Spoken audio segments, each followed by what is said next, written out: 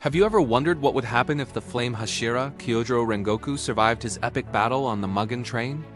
It's a question that breaks the hearts of every Demon Slayer fan. His sacrifice was heroic, a pivotal moment that fueled Tanjiro's resolve. But what if the story went differently? What if, against all odds, Rengoku lived to fight another day? Let's explore this alternate timeline where the flame never went out. The sun rises, casting its life-saving rays across the derailed train. Akaza, the upper rank 3 demon, has fled, but not before inflicting devastating wounds on Rengoku. His body is a ruin, a shattered eye, broken ribs, severe internal bleeding.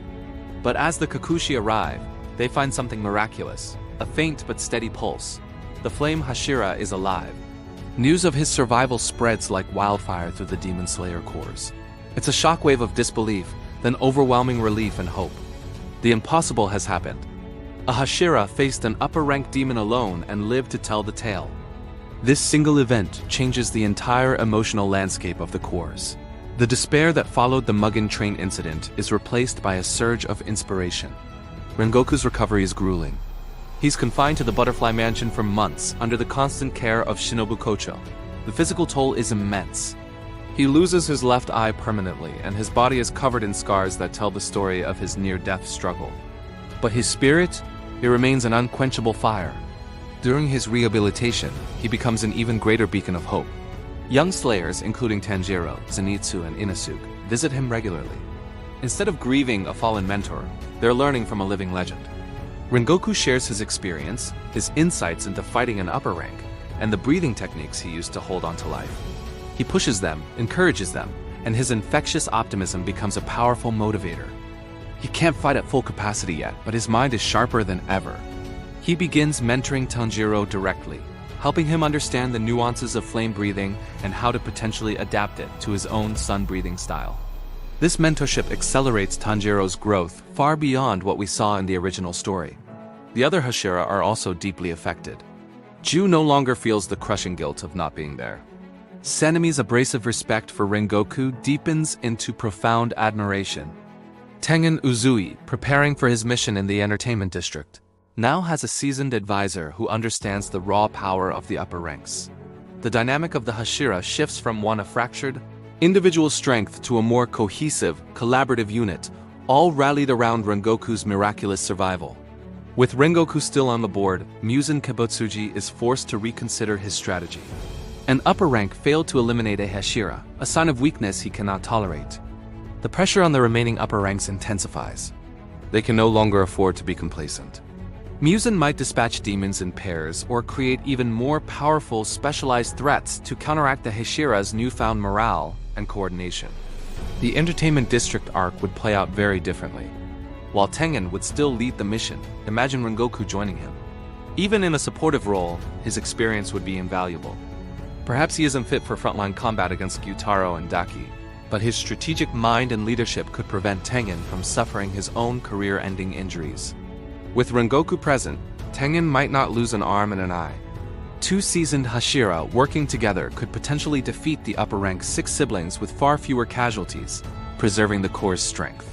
Tanjiro, having received direct training from Rengoku, would enter this fight with a much stronger foundation, possibly even tapping into his sun-breathing abilities earlier and with more control. The subsequent arcs are completely transformed. Rengoku's presence at the Swordsmith Village would be a game-changer. Imagine him fighting alongside Mitsuri and Michiro against upper ranks 4 and 5. His tactical brilliance and unwavering resolve would be a formidable anchor. He could guide the younger Hashira, helping Michiro unlock his mark faster and coordinating a more effective defense. The village's destruction might be minimized, and the Hashira would emerge with a decisive morale-boosting victory. This chain of successes starts to build momentum. The Hashira training arc becomes even more intense and effective. Rengoku, now a revered master and strategist, would take charge of a portion of the training, instilling not just technique but an indomitable will to live and fight.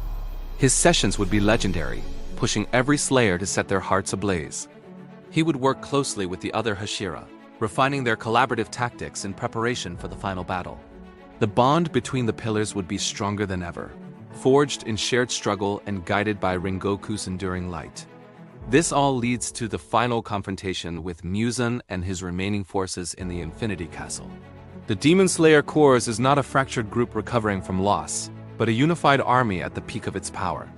Rengoku, having had time to recover and adapt his fighting style to his injuries, would be a key player on the battlefield. He might not have the same explosive power as before, but his experience and strategic mind would be his greatest weapons. Think of him as the field commander of the Hashira. He would face Akaza again. But this time, it wouldn't be a one-on-one duel to the death. This time, he'd be fighting alongside Tanjiro. The student and master, side by side, seeking to overcome the demon that nearly destroyed them. Tanjiro, empowered by Rengoku's teachings, and Rengoku, driven by his promise to protect the young, would be a force to be reckoned with. Together, they would be able to challenge Akaza in a way Tanjiro and Ju did, but with a deeper emotional and strategic synergy. Rengoku's survival could be the key to defeating Akaza without Ju sustaining heavy injuries, keeping another powerful Hashira in the fight against Muzan. In the final battle against Muzan himself, Rengoku's role would be crucial. His unwavering spirit would be the glue that holds the remaining Slayers together during the darkest hours of the impossibly long night.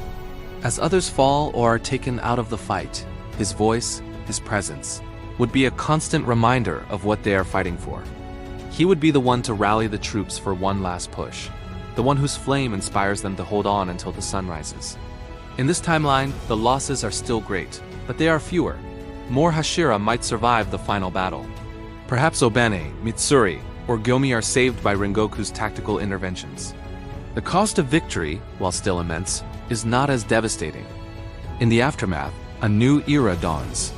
Rengoku, the Hashira who stared death in the face and won, would become a central figure in rebuilding the world. He would ensure the Demon Slayer Corps is disbanded not with sorrow, but with honor and pride. He would watch over Tanjiro and Nezuko, fulfilling his promise to his mother to protect the weak. His enduring flame wouldn't just be a memory. It would be a living, breathing legacy, a testament to the strength of the human spirit. Rengoku's survival wouldn't just change the story. It would redefine the very meaning of victory for the Demon Slayer Corps, leaving a world brighter and more hopeful in its wake. What do you think? How else would Rengoku's survival change the story of Demon Slayer? Let me know your theories down in the comments. Thanks for watching, and don't forget to like and subscribe for more what-if scenarios. Set your heart ablaze, and I'll see you in the next one.